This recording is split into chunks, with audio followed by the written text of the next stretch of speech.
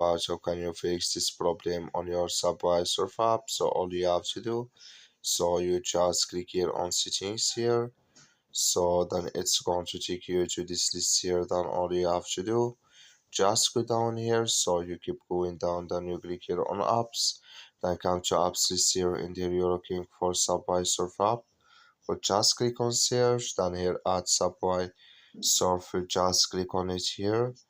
So then it's going to take you to this list. Click here on for stop. Then you click here on OK. So then you go down, just click here on storage. Come to storage list here, just click here on clear cache. Then all you have to do, so you just go to your Play Store. Click here on Play Store here.